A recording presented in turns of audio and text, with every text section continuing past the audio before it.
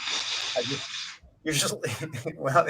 You should have warned me before I hit the button. I did. I said, let me pick my nose first. I had already clicked the button. Oh, okay. Well, whatever. It's all good. That's how they got greeted today. To the welcome to Horror Talk. What's up, everybody? Let me turn my camera. Boils and ghouls. Let's see here. Starting the Hey, camera. Drew. Hey. So there's my camera. Let me let's see here. We have Netflix queued up. Obviously, we can't watch Carrie, so we can just pick moments, watch a few seconds, still frame it, and talk about it. We don't want to have any copyright strikes or anything, but we definitely have it queued up to go. So, And the opening credits might be a little inappropriate for. especially that scene. The whole almost the entire shower scene is that bad.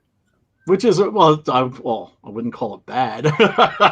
You get to see Nancy Allen, man, in very, very, very fine form. I must say. It's quite a taboo scene. It's kind of one of the selling points, though. It's like if you think about how movies in the 70s were. A gargoyle is like, damn it, I already evacuated. Oh, it's going to be one of those nights, I can tell. All right, so so that scene is probably one of the selling points of the movie for a lot of people. In the 70s, they usually would, like, if you obviously I know you are, Brian, but people watching, if they were connoisseurs of horror movies in the 70s and very early 80s, usually the first 15 minutes you had a straight nude scene of some kind. Absolutely. Yeah. Absolutely. It was one of the selling points of horror as a genre. Right. Yeah, if not the very first scene itself, so. Yep. Even Spanish horror films from the 1970s. And mind you, this is like when Spain was technically a fascist dictatorship under Generalissimo Francisco Franco. There's quite a bit of nudity in those films. And we're talking about films that were made in a relatively authoritarian society. But, the Spanish, they're kind of okay with that. They're kind of it was a soft dictatorship. They're okay with like a little softcore pornography. Just a little. Yeah. The one rule was you couldn't set the movie in Spain. So you could have vampires and werewolves and lots of nudity, but if the movie was set in Spain, it would get banned. So you'd have to set it in another country because Spain didn't have any, couldn't be said to have any werewolves or zombies or. They could screen it in Spain, but they couldn't make it in Spain. Yes. Well, I mean, there would be like a different. Yeah, I mean, yeah, there would always be like the domestic version and the international version. Oh, okay. So it would be extra edited, is what you're saying. Well, extra edited usually for the export version, at least the American version. The European version would always be a little bit saucier. Oh, so the European version would be even sexier. So, oh yeah. But what about the Spanish version? Would that be like tame? Would that be like No? That would be really sexy too. But like I said, just so long as the story wasn't set in Spain, because they didn't want people to think that Spain had like a vampire or a werewolf or like a zombie. Oh, so it can be filmed. It can technically be filmed in Spain. Oh yeah. Yeah. It just couldn't take place there. That's obscure. That's really obscure. I know. I'm full of obscure horror movie facts, especially European horror. Yeah, I did not know that. In fact, I'm looking forward to being exposed to more European horror, and not trying to talk dirty. We were talking about that. There's a lot of European horror that I am not familiar with, and you're going to be turning me on to some of those movies. Again, turn of phrase, not talking dirty. And El Gargoyle, I see in the comments, is talking about barbarians were a big thing. Men were about as naked as women. Yes, there were a slew of Conan the Barbarian ripoffs that the Italians made, because the Italians were heavily into the ripoffs. So if a movie was like an American movie was released in Italy and it was a hit, within like 6 months you'd have about like 20 ripoffs. But I digress. That's just funny. Your job is to keep me in line, Drew. Is that my job? I thought my job was to just make sure the show didn't die in the process of our babbling. That was. We are live. Come hassle us. Most definitely. That is my tweet right now. Put the link in again. Oh, that's the StreamYard link. We don't want to put that link. Oops. We don't want people coming hassling from that end. No. That would be a mistake. Real quick, are we discussing spoilers? You mean for Carrie? Yeah. I would say that for the most part, we are going to be discussing spoilers tonight for Carrie to some degree. Okay. Obviously, because the whole, what I want to do is I want to discuss these movies and if they're movies that people haven't seen, you know what I mean, we may want to hold back on some of the most momentous things and talk around it, right? Mm-hmm. But Carrie, about everybody who's watched horror movies has seen Carrie, We hope. So, I mean, these days, you've got, so many people, there's so many remakes of classic horror films that I'll be talking to somebody, having a conversation with someone, usually a millennial, but sometimes like a Gen Xer like myself. And I'll suddenly realize we're talking about two separate films. And I'll ask them, well, are we talking about the original or the remake? And there's that moment where they kind of like blink and go, huh? Like, that's a remake? There was a remake? It's like... There been two remakes of Carrie. One that was made for TBS, a TV movie, which I haven't seen, and a relatively recent one that was made with Chloe Grace Moretz. Were they remakes or were they kind of like just like based on kind of, because I heard that that's a good point. Really didn't follow the book at all. So the novel is a classic. It's right. I personally think that Carrie is Stephen King's most important novel. I think it's modern mythology. I think that it's basically serves the same function that Grimm's fairy tales served back before we had horror films. I mean, horror films are the direct descendants of Grimm's fairy tales.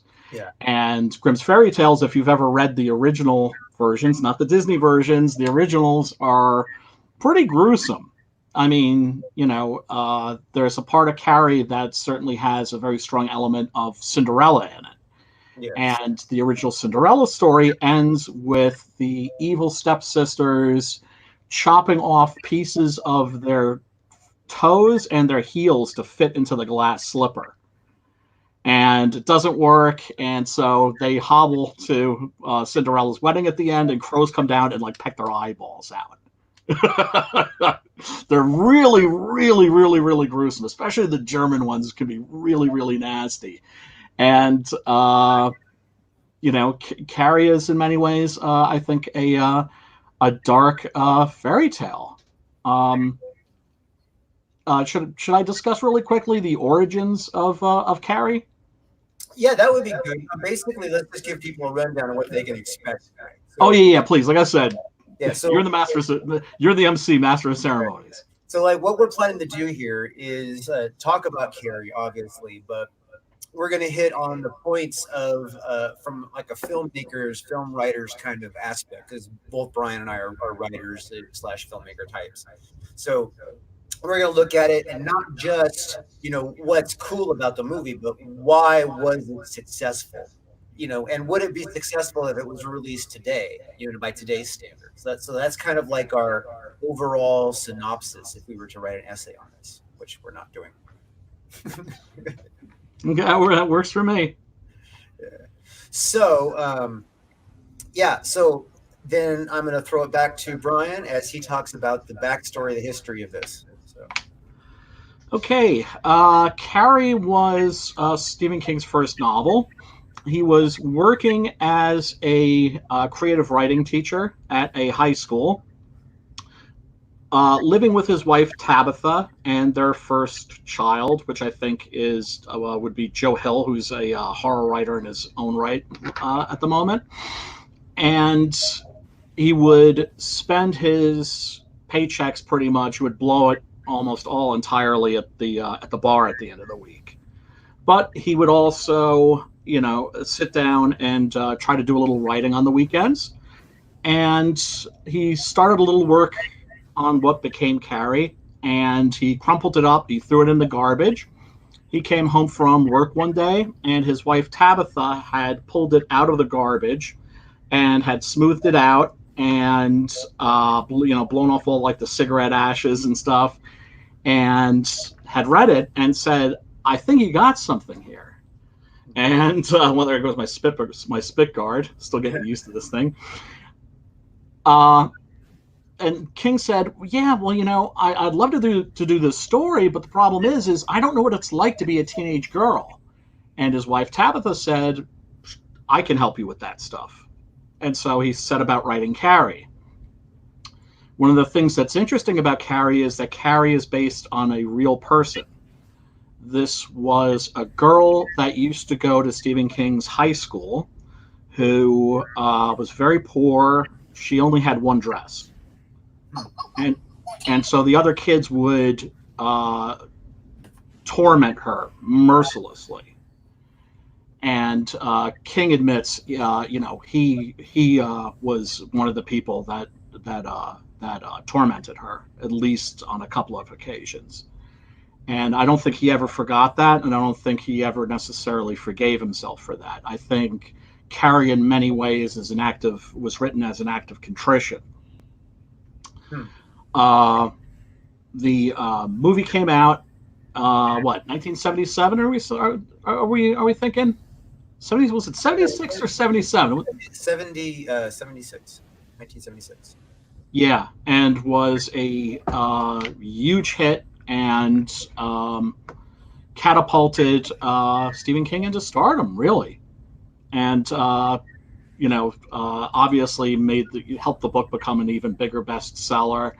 And the movie's directed by Brian De Palma, who most people know for his remake of Scarface, but who also started out doing a lot of thrillers. Movies like Sisters is a great one with Margot Kidder. Obsession, a lot of Alfred Hitchcock style thrillers, and a very very odd, very peculiar little movie called The Phantom of Paradise, which is his version of the Faust tale combined with Phantom of the Opera. Oh, okay. So that's just a little backstory there.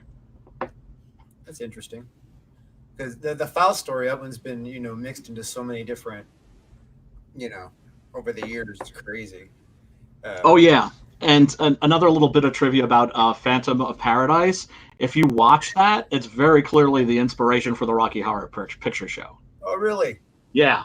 That's crazy. That's got to be funny. That's we got to put that one on the list just for like actual filmmaker reference. Oh yeah. It's a great little movie, cult classic, definitely worth seeing. It's fantastic. So all right, so that's basically the backstory there. So then people might not realize what the synopsis of Carrie is. Obviously, Carrie is a movie about a young lady who has a very overprotective, borderline psychotic, super crazy religious mother who more or less, sheltered her and mind fucked her whole life. So, and then obviously she goes to school and has interactions with the girls at school. Some of them don't like her and decide to get revenge, and it doesn't go well for them. No, it really doesn't. It blows up in their faces. In a lot of ways, this is a story that I think predicts school shootings in a lot of respects. I can't look at Carrie these days and not think of Columbine. I get what you're saying there. I think that I don't know if Carrie predicts it. You know what I mean? I think that it's the same thing that like the difference I would see that I would actually make the comparison. The difference is that Carrie was more of a victim that lashed out, versus somebody who is lashing out just because they're just begruntled. So But I mean, not to defend the Columbine shooters, but they were teased and tormented and bullied yeah, mercilessly. What happened on that day, in many respects, was a very unfortunate reckoning. Uh, the behavior of the jocks in particular at that school was very heinous. Of course, Michael Moore made this movie Bowling for Columbine. right. That's a reference to the fact that the jocks would bowl with the nerds, literally just pick them up and just like slide them across the floor and knock over bowling pins with them or whatever it was that they set up. And of course, the school administration not only tolerated this abuse, they also participated in this abuse. And obviously, it wasn't just the Columbine shooters that were being bullied, but they're the ones that snapped, and of course, obviously had access to firearms, and tragedy ensued. Right. I really very strongly think of Carrie as a work about school bullying, which, when you talk about bullying, people talk about how are we going to get rid of bullying? You're not going to get rid of bullying until you start calling bullying what it is, abuse. And there's no question that what Carrie White endures in the story is definitely abuse. I see El Gargoyle in the chat saying, "Isn't Carrie in the book overweight and a mongoloid idiot?" No, not that I recall. I mean, it's been a few years since I read it, but I believe that's a no on both points. But I may have to take another look. I know she definitely wasn't a mongoloid idiot. That's for certain. um, that's kind of off, but that's funny. So the thing about Carrie that I definitely agree. The book it addresses the aspect of school bullying and that kind of stuff. I think that every school has that. Every school has always had that. It's like always existed. Um, Yeah. I think bullying, even though as stupid as it is, as tragic as it is, as sometimes the tragic results that come from it, um, it's necessary to some degree. I mean, there's a lot of character and strength that people develop that they probably wouldn't Mm. have developed had it not been for the bullying they faced. I know. I got to disagree with you there. What will they I got just to disagree with you there. I think that bullying really takes a toll on people. I think it follows them for the rest of their lives, leads to a lot of drug addiction, alcoholism. I think a lot of bad decision making. Um, I was bullied when I was a kid, and I look at other kids that were bullied, and you see certain crossover behavior. You see a lot of depression. You see a lot of mood disorders, psychiatric disorders, things that haunt them for the rest of their lives. It's also worth mentioning that the girl that Carrie White is based on committed suicide. Um, Now, after she got out of high school, she got married and had a child. And so people thought that her suicide was a result of postpartum depression. But King himself says that he, in his heart, really feels that it was a high school bullying hangover. Yeah. Well, I'm not saying that bullying is good. I'm just saying. No, no, I didn't. I I'm wouldn't. saying that it's. I I'm think not saying that you did. it's like a life necessity. You know what I mean? It's something that helps. That's like one of those things that sucks about life, but it's there for significant reasons. And not every scenario is perfect, but there's a I know what you're saying. I know kids that were bullied for whatever reason when they were, like maybe they were, small kids and then they grew up. I actually have some friends that, maybe been subject to bullying that eventually killed themselves, but I don't think the two things are directly connected.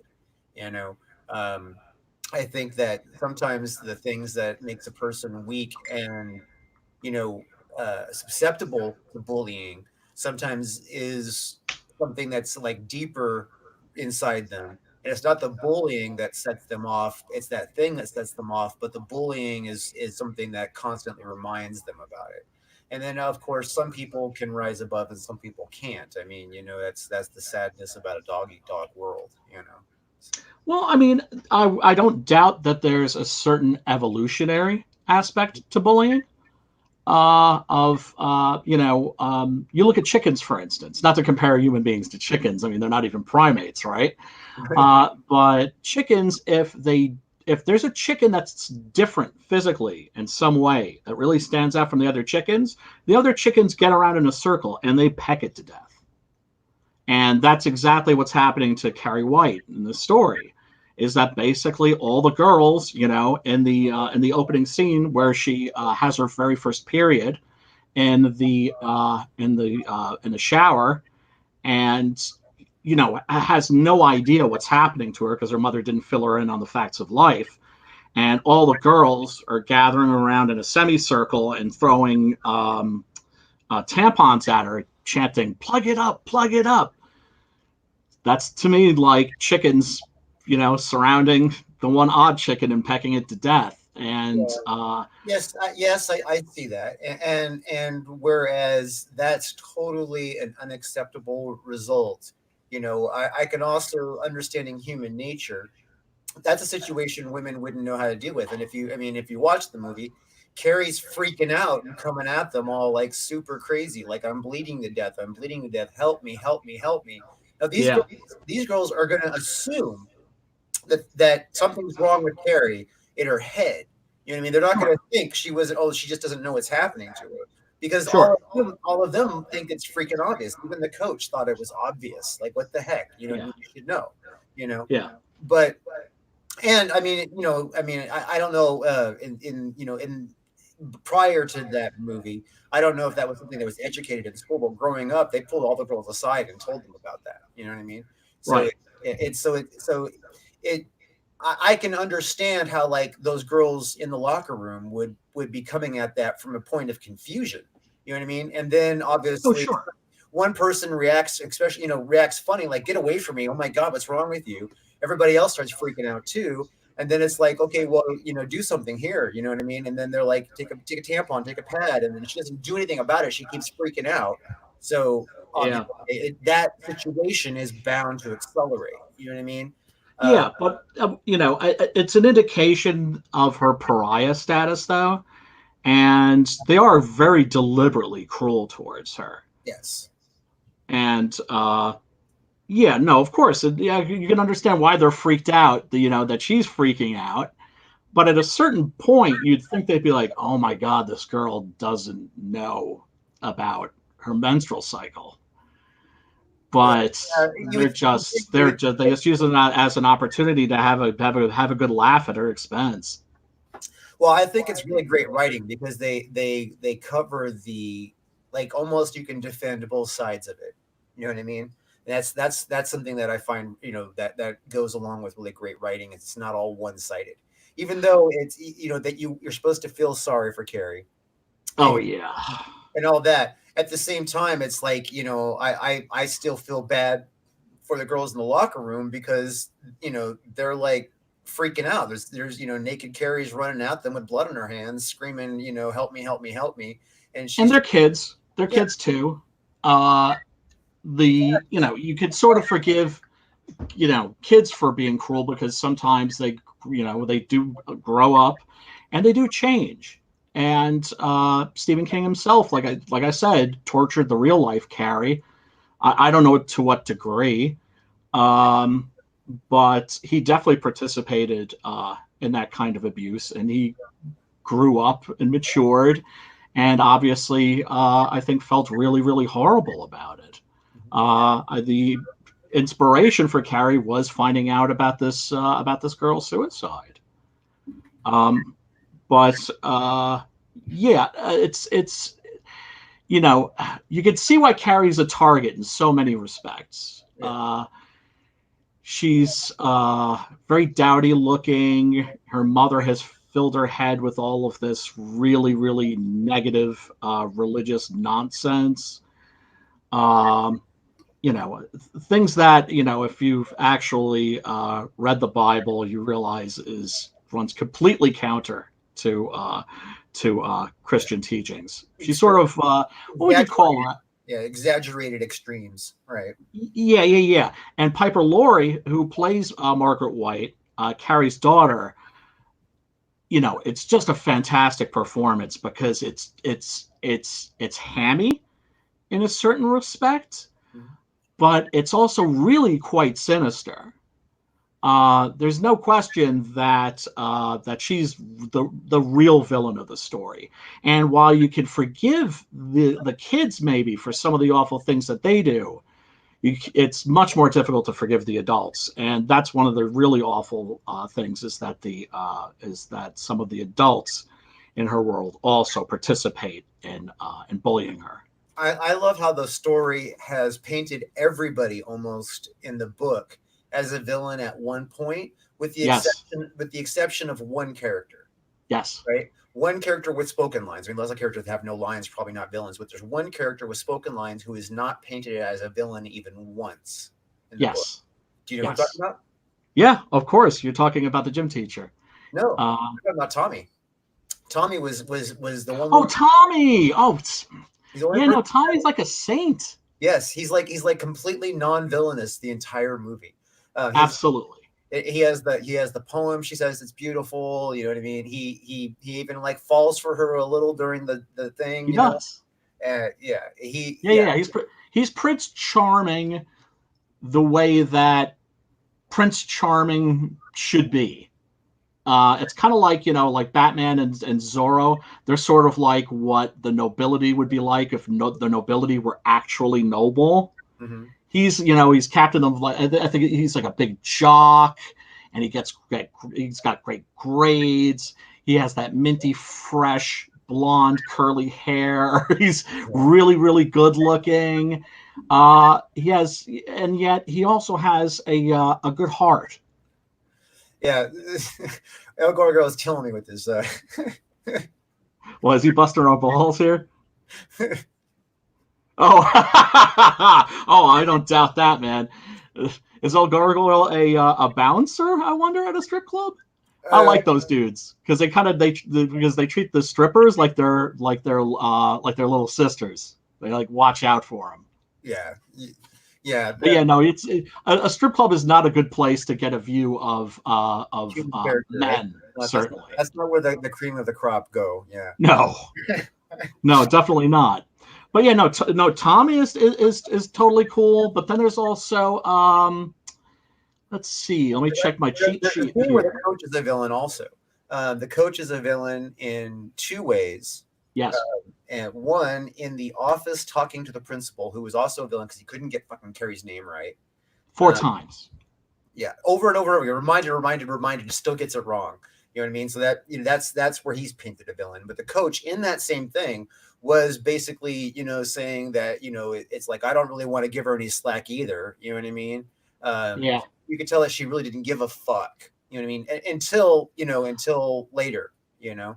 Uh, yeah. and I then think she was frustrated with her. the other way the coach was a villain was the way she treated the girls.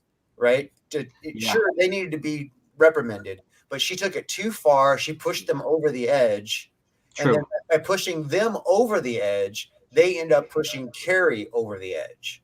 Yes, you're absolutely right. You're absolutely right. And basically, she unintentionally uh, inflamed their hatred of Yes, Carrie. yes, unintentionally made it 10 times worse. Right. Yeah, yeah, Yeah. absolutely. And then, of course, another villain in the story is the general mob that all start laughing at Carrie together. Yep. Like, so all the school children together become villains because they're all laughing at her. Yep. Whereas I don't think I could have been laughing in that scenario. Even if everybody else was laughing around me, I would be like, this is not funny. You Oh know? God. Oh. It's I hadn't seen this movie in about 4 or 5 years, and I watched it last night on Netflix in preparation for this. I was really surprised at how gut wrenching I found it. Uh, it's really really potent stuff, and it's not even that it takes itself that seriously. It's never ponderous. It's not even that. It's not even that. Like, I mean, the characters are really well done. I mean, the movie is really well done. The book is amazing. Um, but the movie, they really took the characters and they gave them a level of depth, Yeah. without giving them a whole lot of lines. Yes. That's the thing I'm so impressed by it, is like the movie is, it doesn't go into anything very deep. I mean, the deepest it hits any topics is Carrie and her mother's relationship. It hits that kind of deep, and Yeah. it hits Sue's motivation kind of deep. Other than that, it doesn't really go deep onto anything. So No, almost half the movie is the prom, yeah, which surprised me. I hadn't remembered that. Yeah, it sets things up in a very economical manner. It's just very very well made, and De Palma really, in many respects, at the peak of his talents. There are some little gimmicky bits, like in the climax with the split screen, things that are a little dated. well, That was a thing in the '70s, the split screen. yeah, and then there's a few things that for us, physics nerds are like, all no. In regards to the telekinesis, because that's a very important thing also to mention, is Carrie has this power, Yeah, telekinesis. explains everything. You know what I mean? But Yes. there's certain things even telekinesis doesn't explain. Like, okay, so like she's got the hose, the fire hose out, and she's squirting everybody, right? And you got Yeah. these guys falling 20 feet back, but the hose is not going to push them that hard. You know what I mean? So that's killing me. These guys that are overacting, they're falling from the hit by the water. I'm like, Yeah. but then Yeah. but then you see that the hose sprays the lights, right? Yeah. But these lights, yes, they'll short, but they won't spark from water. Right. Right. Right. And then the mic stand, right? And the principal comes up and he's all getting ready to talk into the mic, and he like shocks, and all of a sudden he busts into flames and shit. I'm like, okay, telekinesis doesn't do that. No, but you kind of, yeah. Well, yeah. I mean, she definitely was doing. That definitely was an attack. That was she definitely killed them. That's for sure. In a very deliberate manner. Well, here's the thing: is that it's like electricity into a Yeah. microphone. You know what I mean? Doesn't you? No. Doesn't do that much. That would be a separate power. Yeah. That would be like, of course, Stephen King's always, you look at all of his early work, he was obsessed with psychic powers. Telekinesis in Carrie, ESP, extrasensory perception in The Shining, pyrokinesis in Firestarter. Right. Yeah, no, I mean, I always thought telekinesis would be an awesome power. Although, if I could have any, it would probably be teleporting, just so I could get out of like places I really didn't want to be. Yeah. Mine would be invisibility, so I could be places and people just wouldn't bother me. Yeah, invincibility would be okay. It's not a mind power, but it's a power. You know what I mean? Yes, no, most definitely. If I had a mind power, if it was a mind power, I think that just general ESP would be cool. You know what I mean? Second sight, absolutely. Like, I mean, if I had telekinesis, I'd play baseball and hit a home run every time. Just pick that ball up and. Life would be too easy if I had telekinesis. I would get fat because I'd never get off the Right. I'd never get off the ass. Like, oh, come here, kids, come here. Yep. Absolutely. But Carrie, of course, has this power, and it frightens her a little, but she's also fascinated by it, and does her research, goes into the school library, into the occult section, of course, Yeah, and does some reading up. I'm sorry. Pre-Google. This is pre-Google, so Yes. you're not going to get a lot of just like crazy fucking conspiracy-minded bullshit. Yeah. You're actually going Yeah. real research at the fucking Dewey Decimal System library. The old card catalog, brother. Old card catalog. And a little hint for all you want to be writers out there: don't do your research on Google. Don't do your research on Wikipedia. Do your research out of books. You might get a couple of things wrong, but for the most part, you're going to get stuff right, and you're not going to get complete rubbish. Mm-hmm. Yes, library is a Yes. preference for research.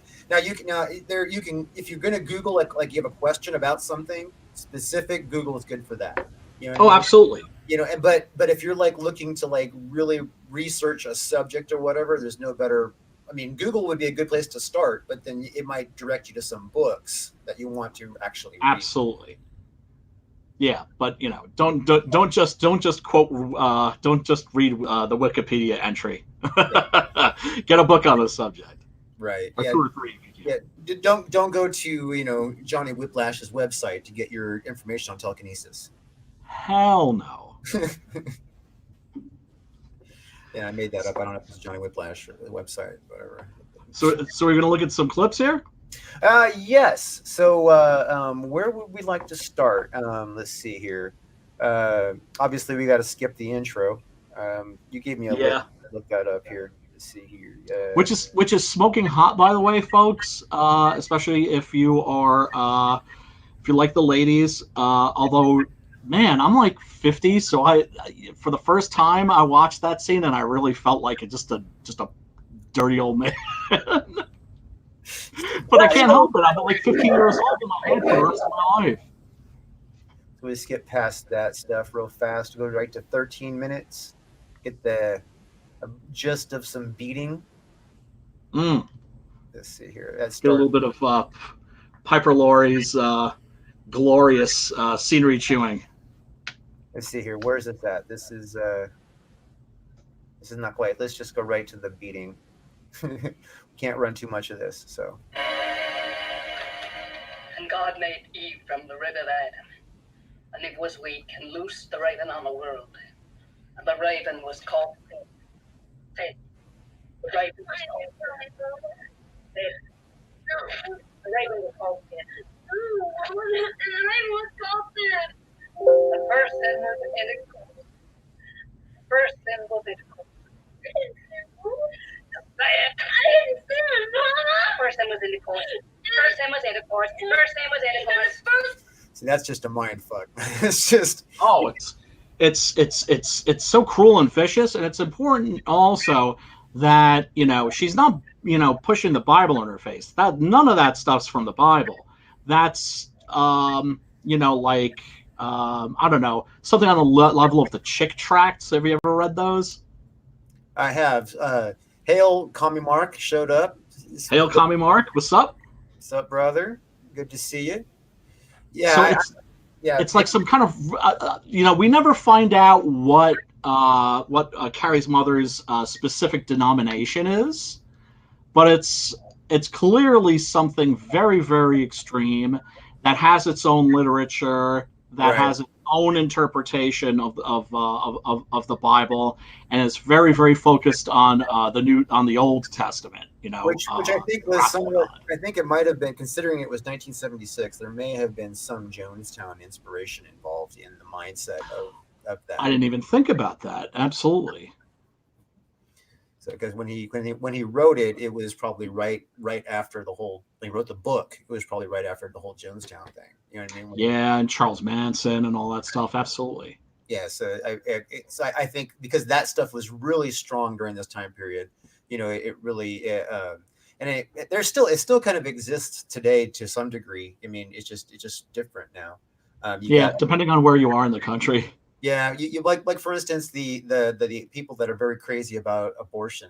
You know what I mean? It's like Yeah. they don't see themselves as absolutely insane. But if you stand back and look at, okay, you are going to stand on the street outside Planned Parenthood and hold a sign trying to shame people who are probably not even like coming for an abortion. I know. And if they are, it's like they're not already having or like a horrible enough day. You're gonna like torment them that way. You know, it's not cool. Christians like that are the reason why Christians like me have to tell people when we announce that we're Christians, or if people ask when we tell people that we're Christians, we have to say, "Oh, but I'm a Christian that believes in science and doesn't hate gay people." Yeah, It's because of people like that. Like you have to come up with like a disclaimer with your Christianity. I know it's horrible. it's awful, man. But it yeah, is. So, but like, I mean, you got to think of like back during Prohibition, those people were, the ones that, walked around with the drums and, basically made a big spectacle of. Oh yeah, they've always been with us. Yeah, they've always been with us. Buzz killers, as a friend of mine would call them. There's somebody over there having entirely too much fun. We got to put a stop to it. And very often these are people that were like, the biggest sinners when they were younger. But yeah, it's like these people are super uptight and they feel as though everybody's got to be uptight like them. Mm-hmm, mm-hmm. Yeah, absolutely. It's like they have to justify their uptightness. So absolutely. And like, I don't got this stick in my butt for nothing. It's there for nothing. Yeah, it's. Oh, I see. El Gargle asks, why pig's blood? Well, I would say because it's pig's blood. It's something they knew that was going to smell really bad. It's something that they knew was going to be really, really, really sticky. Why from a pig? Well, they knew that was a place that they were going to get. They were going to be able to get it. One of them probably had the idea, but also it's a further way of kind of degrading Carrie, calling her a pig. Yeah, pig's blood is also was commonly used in the 1800s and earlier as a ritual to shame people along the lines of tar and feathering. Oh, interesting! I didn't know that. Yes, pig's blood was actually used that way. It was a shameful thing that it was. There's a few things about it. Like there's some witchcraft references to pig's blood being smeared on people. But then as far as like the whole dousing her with pig's blood, obviously the pig's blood reference is probably subtle, but the blood point obviously is because of her period and the whole blood thing. Yeah, and also for that absolutely unforgettable visual at the end of her, of Carrie covered in blood, on the rampage with the flames rising around her. It's just a absolutely unforgettable, iconic moment. Yeah. What about? We're definitely gonna have to take a look at. What about the scene? I'll actually forward to this scene. So we talk about the pig's blood. So we got some more psychoticness going on. I'm skipping. Yes. Locks her in the closet. It's also significant that Christ figure posed. Yeah, that's very significant. Oh, that's just the thing, though. It's not Christ. It's Saint Sebastian. Saint Sebastian's usually depicted as a figure, especially in classical and Renaissance art, with his arms up like so, and with arrows sticking out of his side, out of his torso. Let's reference that right now because yeah. Well, go to the part where actually not far from here where before she gets stuck she locks Carrie in the closet. Right, that's right at the end of this scene. Yeah.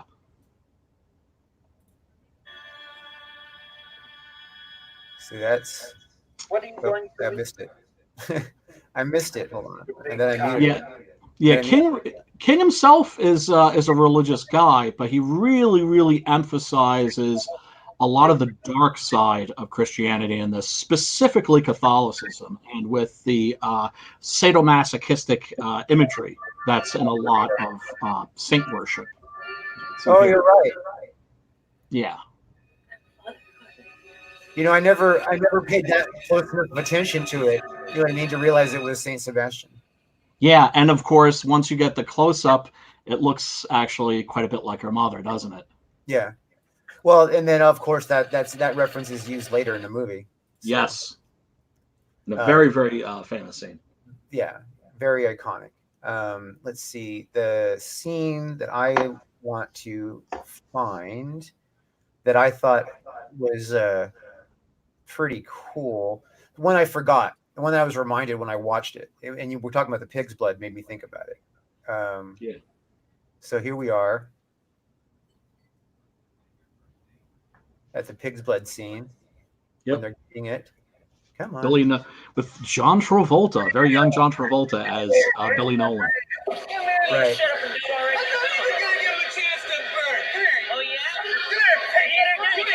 Yeah, it did have an all-star cast, but they weren't quite stars then. No, they weren't. I knew this would happen. I wish I could do a John Travolta voice. He's got like that original sound to his voice. The other thing you hear him say here, I didn't remember that this is where that quote came from. He says, "Get her done." Oh. Which quote? He says, "Get her done." Oh, was it Larry the Cable Guy? Like that was his. I don't think it was originally done here. Get her done is something that is. It's a phrase. It's like an expression, I guess. Midwestern. Gotcha.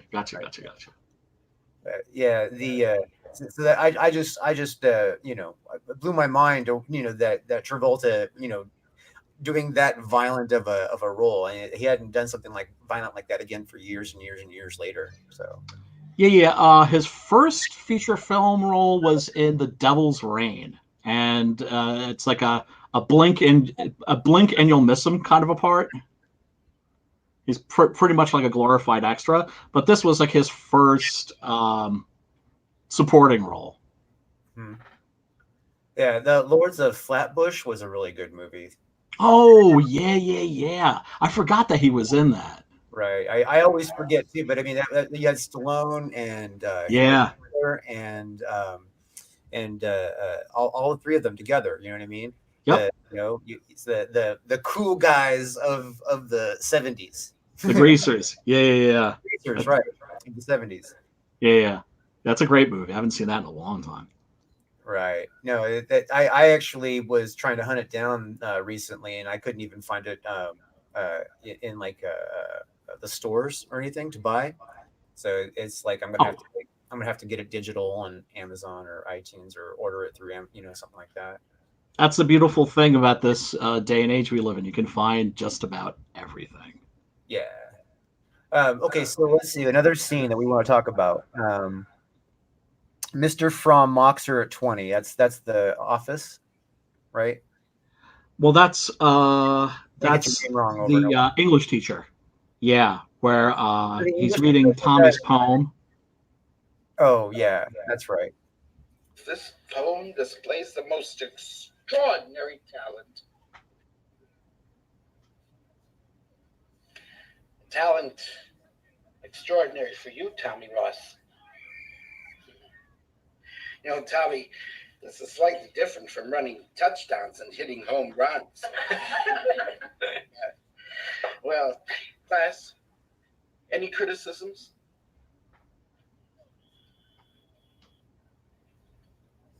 Anyone? It's beautiful.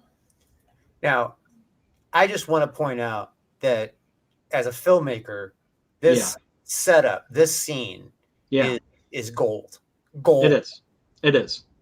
It's a really great moment. Of course, that's an optical effect.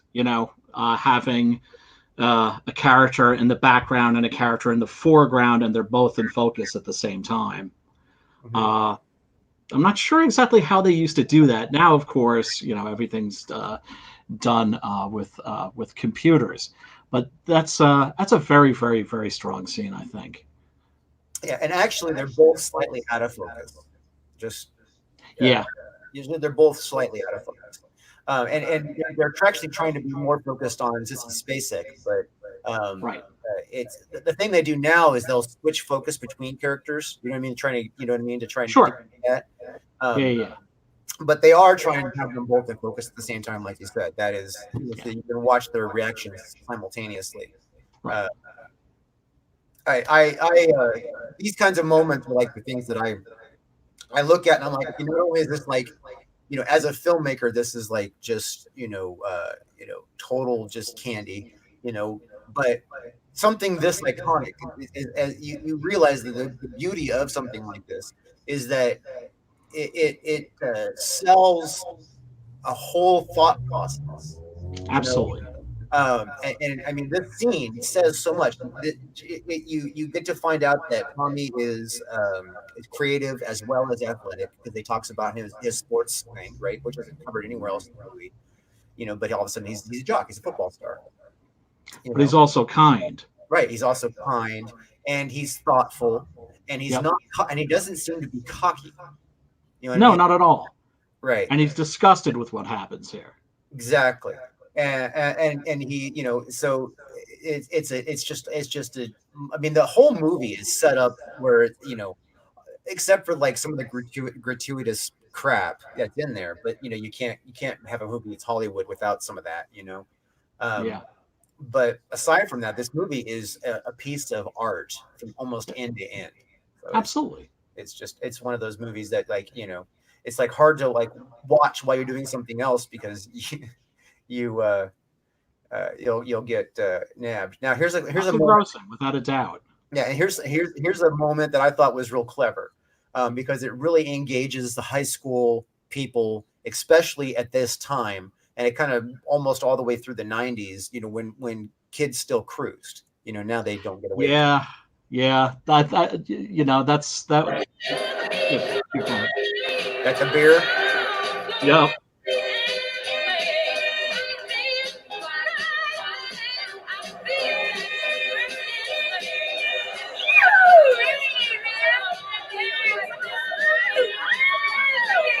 Right, typical cruising. Straight up like American Graffiti styles. Nope, 5-0. He dishes that beer really fast. They don't really communicate it at all, but she's rolling a joint. Oh yeah. Like, I mean, they don't show the weed, they don't show them smoking it. You know what I mean? Yep.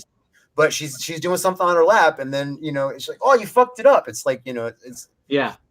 She's totally rolling a joint, and it's like like totally downplayed. Yep.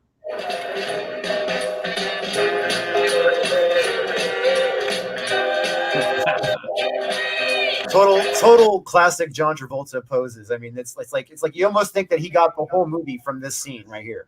Yeah. It's like they like this. It's this scene that gave him this role. Yeah, and but also it really works for the character because in that moment he's very charming, and it's the character at the same time is also just is just a scumbag. Right. We see he's physically abusive with his girlfriend.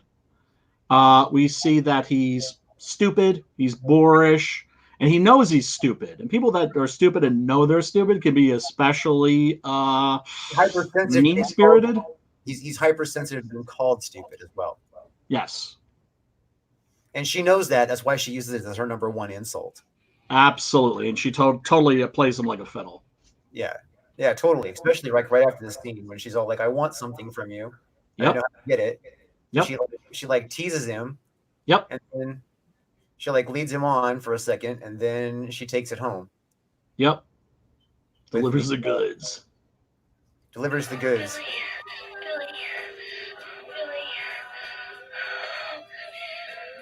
Billy, I hate Carrie White.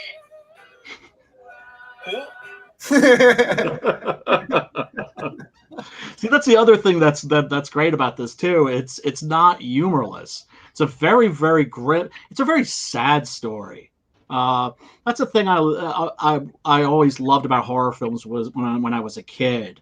I was a very sad, moody little kid, and there's so many horror films, especially from this era that have a real deep sense of sorrow to them, I think. But it's De Palma never. It's never ponderous. You never feel overwhelmed by it. Yeah, He keep, what I love about this movie is it's still horror, but it's a really good absolutely. movie. You know what I mean? It's a really, Oh, really good movie. like You The know, Exorcist was one of the greatest pieces of filmmaking ever. It's a crime that it didn't win the Academy Award for Best Picture that year. A crime. The only horror film I could think of that ever won an Academy Award for Best Picture was Silence of the Lambs. yeah, and that was more of a crime drama than a horror movie, though. Oh, see, I disagree. I think that Manhunter, which is based on Red Dragon, which is the first novel with Hannibal Lecter in it, that's a thriller. When you're talking about the difference between, because I mean, this is, oh God, I could go off about this for hours. The difference, I have to draw the line at what like the industry classifies it. Like, so like to be a horror, Yes. you have to deal with the supernatural. You have to, Oh no. or some kind of monster, or some kind of thing along those lines where it's like extremely over the top. You know what I Texas mean? Chainsaw Massacre, Texas Chainsaw Massacre is Psycho, both inspired by Ed Gein, and then of course Buffalo Bill's whole routine is based Leatherface. on Ed Gein. Leatherface is technically a monster. Oh, see, I would disagree. Human beings can't be monsters. No, And I mean, mind you, I'm a monster fanatic, so I could go off about this for ages. I think when human beings, I think when a human being loses his sanity to an extreme, as far as Leatherface, or is like abnormally handicapped, or some kind of mutation about their face, they become monstrous, and monstrous, yes, so they monstrous, but not monsters. Right. Well, because I think, yeah, I think very often, like for instance, you hear people refer to people like. Wait, I wasn't finished with the horror definition. It also has. Oh, I'm sorry. It also has to, or if it doesn't have monsters or that kind of stuff, it has to have like hardcore shock and gore. It has to be shockingly gory. You know what I mean? Or some kind of like shock thing. In fact, I could bring up like what the actual industry definitions are, but it. Well, yeah. Well, yeah. I mean, you can have industry definitions. Those don't matter to me as an individual, but because we all have our own opinions, right? And we know what they say about those. But for me, it's all about tone. You look at something like Alien. Is it science fiction? Is it horror? Well, technically, it's both, but really, it's horror. What's it out to do? What's its purpose? It's really out to get you. It's action, adventure, sci-fi, horror. Well, that would be more like Aliens, I would think. Well, but the first one is. Oh, yeah, you're right. It's a horror movie. Alien, it's just a straight up monster movie. But you're right. It's still sci-fi horror, right? Yeah, you got. Yeah.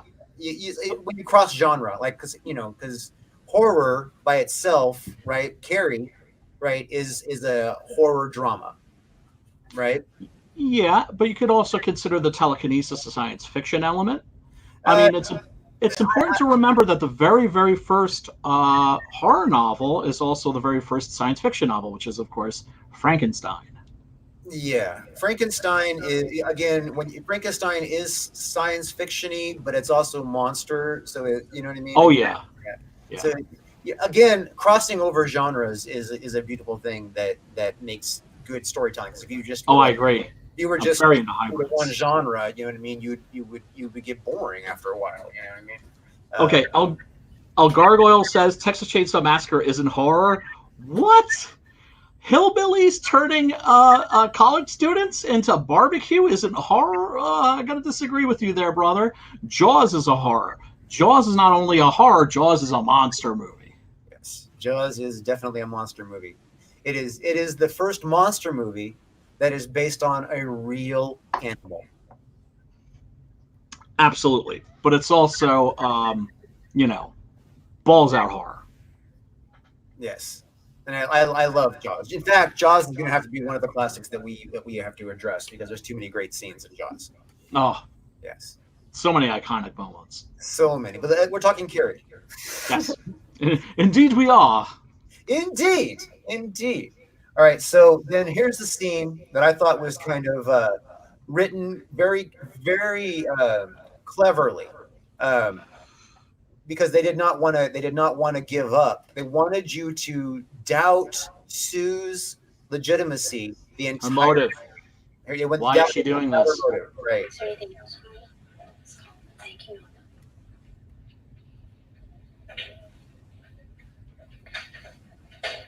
Which brings us to you. Miss Collins, I believe. Well, it's too bad, isn't it? If you don't mind, this between Sue and I. Oh, but I do mind. Unless, of course, you'd like to continue this little discussion in Mr. Morton's office. What is the big deal? Because it is a very big deal for Carrie White, and you know it. Well, she already said no anyway. Yeah, well, with a little effort, you can change that.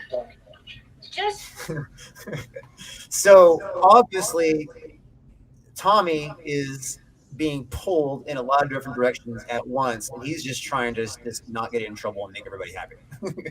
Yep. Yeah, but yeah, basically. And here also, with this scene, it comes after the scene with Nancy Allen and Travolta in the car, right? Right. So here you're thinking, oh, Sue's got to be manipulating Tommy for Yes, the she's supposed to have that impression. same reason. And it looks that way, and she's not even trying to hide it. She just says it right in front of the freaking, the gym teacher, just straight. Yep. It's like, oh well, you can still talk her into that shit. It's like we're not giving up on our plan, so fuck you. You know what I mean? Yep. But I thought this was like very important to the movie because it shows that Tommy's being pulled. And he's just trying to make everybody happy. He's absolutely, and one thing that I didn't indicate is Sue gave up the whole going to the prom, right? Mm-hmm. Mm-hmm. Did she do that so she didn't have to do detention anymore? I was curious about that. They didn't really, because she had that week of detention, and the consequence for not going to detention is that you can't go to the prom. Yes. It's like, was that? Oh yeah, well she sneaks in. Remember at the climax, she sneaks in. Right, but was it a partial motivator? Because you couldn't. But it wasn't typically you can't go to the prom. You can't get a prom ticket. You know what I mean? Yeah. So like, was this whole thing like inspired? Again, they don't cover it. You know what I mean? It's like, but in my mind as a writer, I'm like, The way she sees it is that Carrie is the one that sort of cheated her out of going to the prom. So that's why she wants to get even with Carrie. Well, that's the other girl. The one. Oh, yes. The one that plays RoboCop's partner later in movies. Oh, yes, Nancy Allen, of course. Yeah. And then, of course, there's PJ Souls, who is better known from Halloween and also Rock and Roll High School. Right. Rock and Roll High School. She also in wasn't she also in Stripes? Yes, as one of the hot MPs. Most definitely. Opposite of who was the other hot MP? Oh God, it's been, I don't know, 30 years since I've seen Stripes. But if I remind you, you're gonna feel like, oh, I should have remembered. Yeah. Go ahead. I'm trying to remember the name myself. Oh, come on. Psych. I have that senility thing going on, so anyway, I was actually trying to get us to something I wanted to make fun of. So this one character, what's her name, Nora, with the red hat? Yes. What is the deal with the red hat in every freaking scene, right? Yeah, so, that's a trademark. Yeah, that's PJ Souls' character. And she even has the red hat at the freaking prom. Right? And I was laughing. Yeah. I didn't even realize that the character had the hat on because she just establishes it with the hat. Until the scenes at the end here. Yeah. The one that really starts the laughter. Right. Oh yeah. So like that laughter would be a good place to spot that out. But I didn't even notice it until she was like getting hosed down that she had a hat on. Right. Until the hat got knocked off, I didn't even. I like. Right. Because the hat is just such a it's just welded to her head. Right. It's part of her. It's part of, it's like, okay, she's The wearing persona. a red baseball cap to the prom with a little rainbow on the side of it. Yeah, very 70s. It's worth mentioning that yes, this movie was made in 77, and the fashions and everything really do show it. Totally a mid-70s movie. Yeah, you can totally Yes, lots of rainbows. lots of rainbows, lots of I'm surprised nobody was on roller skates. I guess that was like I think Roller Boogie maybe was maybe a year before or after. Actually, I think it is 78, 79 is roller boogie. Yeah. Right. Yeah. Although roller skating did, wasn't, it became a lot cooler uh, well after the 80s, because that's where a lot of hip hop was Oh made yeah. in roller rinks. So Yep. it changed everything. So yeah. So let's see here, the iconic. Next, here we go. The setup where Stu finds the rope, and then Yeah. I thought that was messed up because Sue spots the rope, but then That's the moment when we figure out that her motives were noble. right.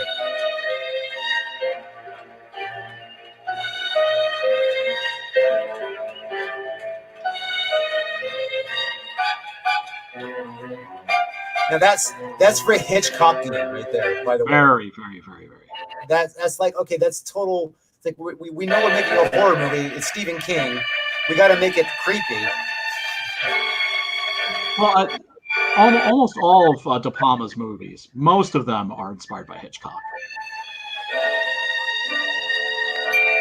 There's a few moments in here that are iconic that have to be pointed out, and sometimes pick apart. Like right here, okay, the lighting up her hair is, that's a backstage light. It shouldn't even exist there. It's actually supposed to be like a wall light or whatever, but it totally actually comes out of nowhere. It's not part of the actual set.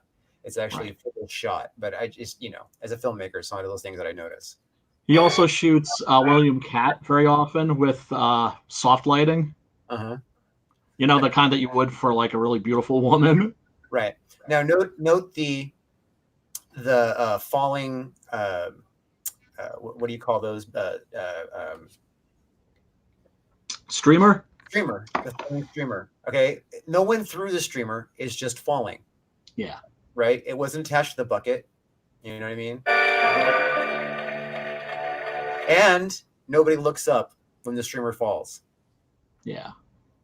That as a filmmaker, it's like, again, those are one of those things that it's setting the moment, you know what I mean? But it's like the kind of stuff that like real life wouldn't fly so well, Right.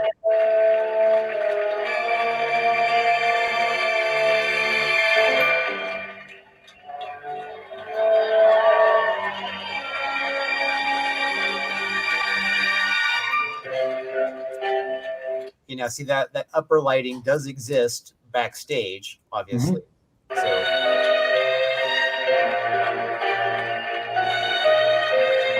right, so the light behind her is on the wall. It's kind of like those upper stage lights, but it's on the wall. Right. Almost like an exit light aimed away from the wall. Right, but it's a horror movie, so we understand the use of lighting for mood. Right. Now this right here, this part kills me because all the earlier shots of them in the stage, there was no light under the stage. Right. But in this shot, it's perfectly lit to where she can get a silhouette on the, that just kills me. But still, iconic, very Hitchcockian. Very.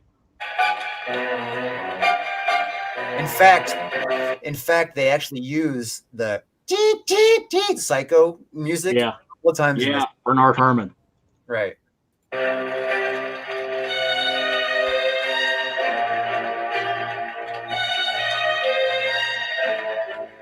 Okay, and now if I was a teacher, almost saves the day. Comes that close to preventing the tragedy. Right, but okay, the curiosity. What is she doing? Okay. Right. So the teacher grabs her. Assumes that she's up to no good. Right. Just assumes that she's up to no good. Yeah. has no curiosity what she's doing. Yeah. She doesn't look to see in there. She just grabs her, pulls Yeah. her aside, pulls her away, far away from what that was. Yes. But she doesn't want her to like interfere with Carrie's perfect moment. And she's pointing to it. She's, but look, there's something there. Yeah. Tommy And sees it's all done it's all done in slow motion because it's like, a freight train or a car accident, right. It's like you see it coming very, very slowly. Right. Now, I thought she was sitting there holding the rope. She is. But now she's peeking with her hands, not on the rope, pulling open the streamers on the understage so she can see out at the same time. Yeah.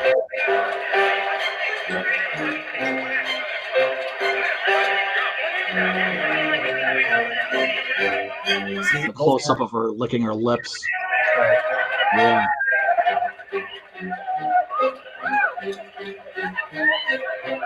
Gets her out the door.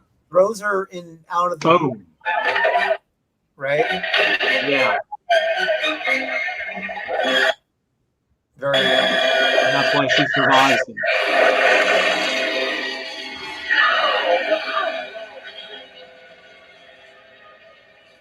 Now the shock of that is believable. Everybody's shocked. Totally believable. Yeah. So bad. Horrifying. Everybody's just shocked. Oh my God, that's awful. Even the stupid hat girl. But then she starts laughing. MPJ Souls, yep. Oh. So laugh with me. Laugh with me. Yeah.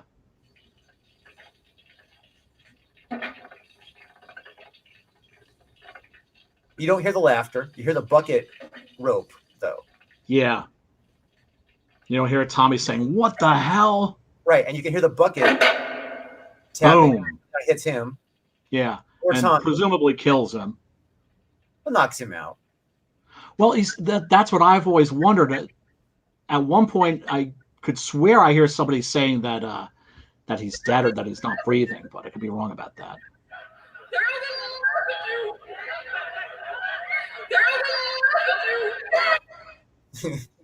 Kaleidoscope, very, very Hitchcockian. But see, now those two just happen to be the two standing next to the red hat girl. But this stings more because this chubbier girl was being nice to her earlier. Well, here's the thing. This very moment, I'm not sure if it's actually happening or this is what Carrie's seeing in her own head. Do you understand what I'm saying? The way that we can misperceive things. Right. She's not necessarily in her right state of mind right now. Well, she's obviously, that she's not really seeing the, Well, she's in shock. Yeah. Probably not actually seeing the kaleidoscope of it. Right, but I think what I'm suggesting is that the kaleidoscope is a way of telling us that this isn't what's really happening. It's possible, although it does show more footage of everybody laughing before she. Yes. So. Yes. So I think that the storytellers in the movie were trying to say that she was actually getting laughed at. And then all hell breaks loose. Everybody starts running away. Yeah, the reckoning. Yep. And then she. Y'all ain't laughing now. Yeah. And then I gotta go to the this scene here. And that's especially that shot. See ya! I just have a hard time believing that would actually happen in real life, but Oh yeah, but you also have to understand that I kind of agree with Martin Scorsese when he says, I don't understand why people think that movies are supposed to represent reality. I think horror in particular as a genre is one that can play fast and loose with reality. A large exercising reality. Yes. With fantasy or horror or whatever makes the unrealistic elements more intense. Oh yeah, no, I agree with that. But at the same time, when you look at horror, cinema is the most dreamlike of all the mediums, and I think that's one of the reasons why some of the very earliest films have been horror films, is because well, what is a horror film? It's like watching somebody else's nightmare. But yeah, no, of course, you want your story set in the real world. You want it grounded. Although of course the Italians, especially in the 60s and the 70s, they would just crumple up reality like a wad of paper, just Right. which I always loved, but is not to everybody's taste. Now this scene right here, like heartbreaking. You know that her mom is like, because the way she was cutting up the carrots earlier, in the movie. Yeah. She's like, lost it, right? But you see her hands. There's nothing in her hands here. Yep. And so you think, okay, so then she pulls her back, and then something's wrong with the mom. She's dressed in very virginal white. Right. And you can tell she's broken. When he put it in me. After the first time, before we were married, Ralph promised never again. Right. So the mother basically tells the backstory. I can't just play through because we don't want to do any strikes, but she talks about Yeah. But it's a very, very important moment. Right. It is, where she talks about how she has the hang up where she blames herself for getting pregnant and her over the top religiousness, you know what I mean? Yeah. What eats at her. Yeah, because sex, even when she was married, was sinful. Right. Exactly. And then having sex with her husband was a guilt thing. She's like, the devil is come home.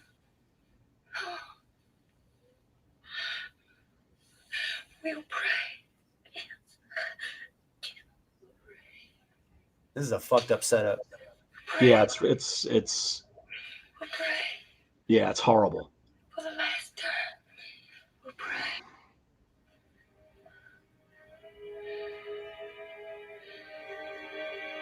My Father, one, hallowed be thy name. Thy kingdom come, thy will be done. Literally stabbed in the back by her mother. Literally.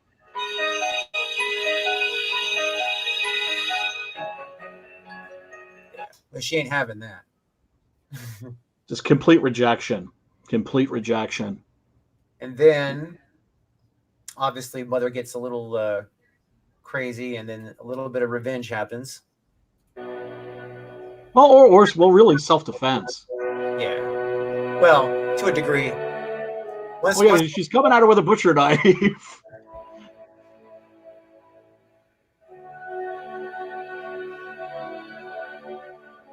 Yeah, and the image of Saint Sebastian recreated.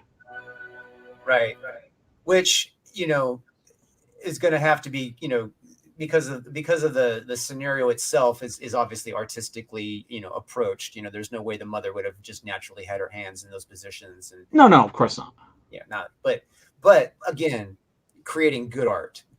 Yeah. They stage that well, and then it makes the symbolic. And then most people who watch the movie probably don't even catch the symbolism. You know what I mean? It just rubs them in the back of the head, and it connects. Which is fine. Right. A lot of art operates on a subliminal level. Although, of course, we did get that close up of that statuette, of that icon of Saint Sebastian. But I always found it interesting when I was a kid, because everybody referred to this scene as her being nailed up like Christ. Right. That's what everybody thinks when they yes. see it. You know what I mean? But because Saint Sebastian's more of an obscure reference, Yeah, no, that's true. But it's also very interesting that in the days before VHS, before the days of DVD, and our ability to rewatch films as we liked, when we wanted to, that people would misremember things. Yeah. El Gargoyle wants to know, is Deliverance horror? I would say yes. That's interesting, because I would say technically no, but at the same time, it is the inspiration for so much of the backwoods horror genre, and it's certainly horrific. Yeah, the TV show Oz, horror show, definitely not, but horrific at times. But I would say Deliverance. I think there's a good case to be made for either. I would say that you could say that it's really a thriller, except it goes to that one couple of scenes that it just takes it next level to where it's just shock value. It's a waking nightmare, Right? Is what it is. It's a waking, brightly lit nightmare. Right, because it goes just a little past thriller. You know what I mean? So. Oh yeah, absolutely, and it's certainly a masterpiece. And it's always worth mentioning, when you're fooling around and you're trying to like label things, we're human beings. We label things because it makes life easier for us, and I think it's important. I think it's fun to try to label things, and say, well, where do you put this? Where do you put that? As long as you don't take it too seriously. Right, and then later in the scene when Carrie brings the house down, you can see while the house is burning and whatever, they do finalize the connection between Mother and Saint Sebastian. Yeah, and the house just literally sinks into the ground. It's very much a suicide.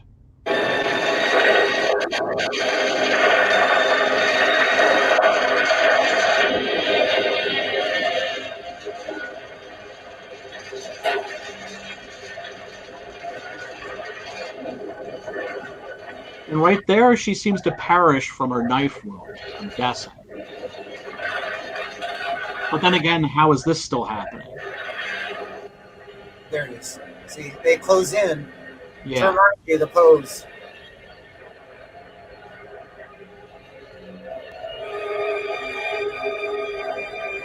And Pino Donaggio's lovely score.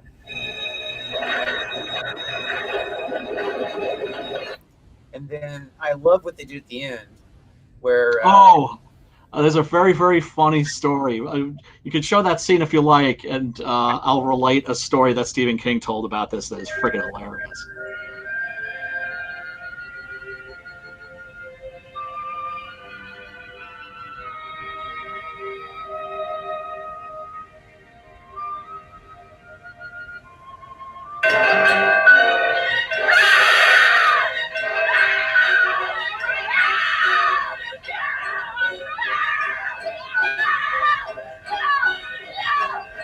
there's an actress who went to have a very lustrous career afterwards. Yes, the future Mrs. Steven Spielberg. Right? Yeah, but I mean... Harry White burns in hell. Even in death, they won't leave her alone. Yeah. So, that's Carrie. Yes. That was an amazing movie. If you have not seen Carrie, you need to go see Carrie. Definitely. Oh, can I tell that story real quick? Yeah, go ahead. All right, so Stephen King is in a movie theater and he's watching this, and of course he's hoping it's going to be a hit, but he isn't sure. Sitting in front of him in the movie theater were two very large African American gentlemen, and when that bloody hand came out of the ground and grabbed Amy Irving by the wrist, he said that these two dudes jumped out of their seats and grabbed each other, like hugged each other and went, oh, that's it. She ain't never going to be right. And that's when he knew that it was going to be a hit. The one jump scare in the whole movie, they had to have one. It's one of the great ones. It's one of the classic jump scares, without a doubt. Of course, nowadays, you've got an entire genre of jump scare movies. I can't freaking stand them. There's the honest jump scare and there's the dishonest jump scare. The honest jump scare, predictable jump scare. The predictable jump scare is really lame. The predictable jump scare, and also because let's face it, what is a jump scare? It's a cheap shot.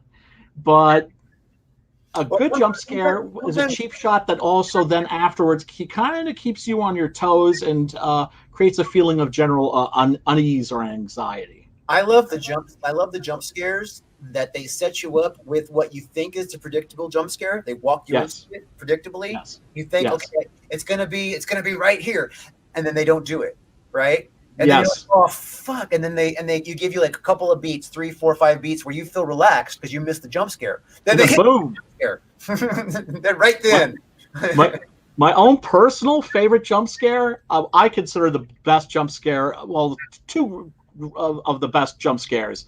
The one in Night of the Living Dead, where Ben is walking by the window and suddenly those hands come through the boards and grab him, right? That's just such an iconic moment. My own personal favorite jump scare is in Texas Chainsaw Massacre Part 2. I don't know if you know the scene I'm talking about. The one that the scene that takes place in the radio station. It's not ringing a bell. Okay. Have you seen Texas Chainsaw Massacre Part 2? Yes. Okay. Yeah, that's so I don't want to give it away, but there's a jump scare in that scene that that I just think is just incredibly ridiculously clever and funny and effective. Yeah, I'm gonna have to like watch it again just for that jump scare now. Oh, it's such a great movie. Yeah. Well, here we are at 1 hour and 25 minutes. I think that we got through the movie. Anything else you want to say about this? I think that we definitely made a point of all the elements on it throughout the movie, and definitely why it was a hit. It's well done. It's artistic. It's got a great cast. They didn't drag anything out. They basically just hit point after point after point, made a good story from end to end. You know, it was just it's lean. It's very lean. It's very tight filmmaking. One of the things that's so awful about contemporary movies is, you know, the average running time for a movie now is what, 2.5 hours? And I'm not saying that it's not okay to have 2.5 hour, 3.5 hour movies, but not every movie deserves 2 hours or should be told in 2 hours. You know, not everything needs to be Lawrence of Arabia. Yeah, sometimes like it's like TV series writing where like they feel like they have to fill the time, and so they drag it out unnecessarily. And I'm sorry, there's times where you can create tension with time. You know what I mean? Absolutely. If you are creating filler for your movie, and that filler isn't like a montage or some kind of storytelling sequence, you know something that moves the story forward, right? And it's not just moves the story forward, but it's got to be essential to the movie. Like if you cut it out, the movie would suffer from it. Right. Like, you know, if it's a really good character moment, for instance. Right. Right. Or it's telling a lot of backstory, you know, in a really quick time.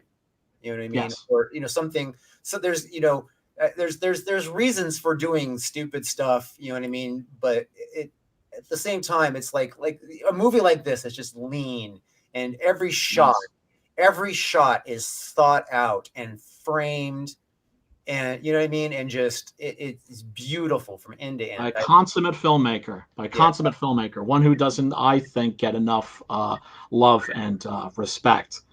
De Palma, when he was at his best, I think is up there with so many of the greats. I like him best when he's not imitating Hitchcock. De Palma does get a lot of kudos, though. I mean, he's not one that's like ignored. I mean, that's true. If you go into film class, day one, you're talking about him. You know what I mean? Really? Usually in film class, well, it's the first day one is usually talking about him, and you're talking about the Godfather movies, and you know what I mean. And so, you know, that's like day one. You know, he's one of our national treasures for sure. Definitely. And so, everybody, if you haven't seen Carrie, check it out. It's on Netflix.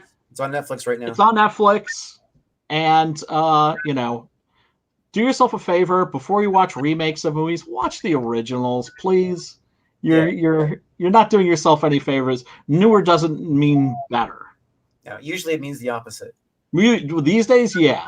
I mean, I could think of the John Carpenter remake of The Thing. That's better than the original. Cronenberg remake of The Fly.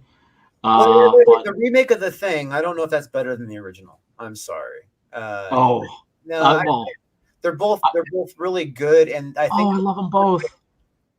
I love them both. That's not to diss on the original. I love the original. The original has, even though it's a little cheesy in some of the effects, that's okay. It really has more of the like the trust fear stuff. You know what I mean? Like the betrayal fearing. You know what I mean? Kind of going on. It makes. I think that one is just a little bit more scary. just a little bit more scary. Oh, I mean, are you talking about the Howard Hawks version of the Thing? You're gonna try and no. No, I'm not trying to mess with you. No. I mean, because that's right, because there was a remake of John Carpenter's remake Right. of the Thing. Oh yeah, no, that was a piece of trash. Right. I think. So okay, so like, which version am I talking about here? I gotta let's The John Carpenter version. Well, John Carpenter. There's like almost no bad John Carpenter movie. Come on, let's be real. Yeah. I'm a great fan of his stuff. So many classic movies. Yeah, and he does a lot of different styles throughout the years. But his comedies are freaking hilarious. Right, they are. Okay, so the original Thing was, you said it was Howard Hawks? Yep. Made in, I think, what, 51, 52? All right, but that one, yeah, the black and white one, right? Yeah. Yeah. I didn't know it was Howard Hawks. Yeah, supposedly, technically, he just produced it, but everybody who was there said he directed it. And the dialogue and the delivery and everything is very Hawksian. And Howard Hawks also actually a very, very strong influence on John Carpenter. So we're going to have to look this up real fast. So we're going to go into, let's see here, Google. I looked it up before I did this, so I'm not just, running blind. That's so good. So we're going to go to The Thing, 1951. And there should be a classic trailer here.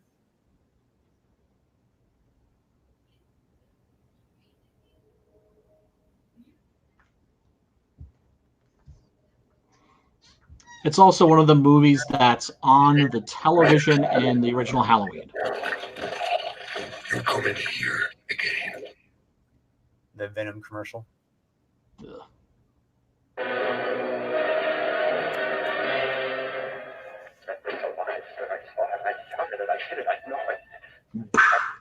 Coming at me, making a noise like a cat doing. Kevin, it was awful. Those hands and those eyes. You've got to do something about it. You've got. Is it human or inhuman? Earthly or unearthly? Baffling question. In my defense, this is technically The Thing from another world. That not even the world's greatest. Yes. Gentlemen, do you realize what we've found? A being from another world is different from us in one pole from the other. Yeah. Now, the John Carpenter was better than this. Yeah. Oh wait, and this and don't anybody get it twisted. That's not to diss on the Hawks version. It's a tremendous amount of fun. Yeah, no, it's good. It's just this one is the thing about movies from this era is that they were still learning filmmaking. Yep. You know what I mean? Yep.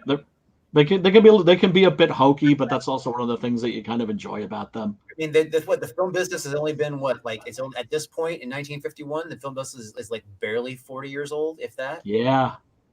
Yep. Barely. Yep. So, yeah. So you got to think these people are they're still figuring it out. I mean, absolutely. Cameras are different. Everything's different. Actors are different. They're, in the 50s, they just stopped doing studio pay scale. You know what I mean? They started doing the whole different. So it was a completely different industry at this time. So. And you had the Hays Code, so that limited a lot of what they were allowed to do. Right. Crazy times.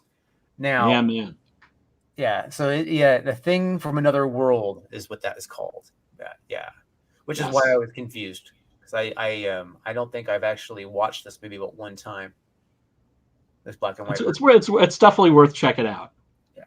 Well, no, I'll definitely watch it again. I mean, eventually. It's I don't there's only so much time in the world. You know what I mean?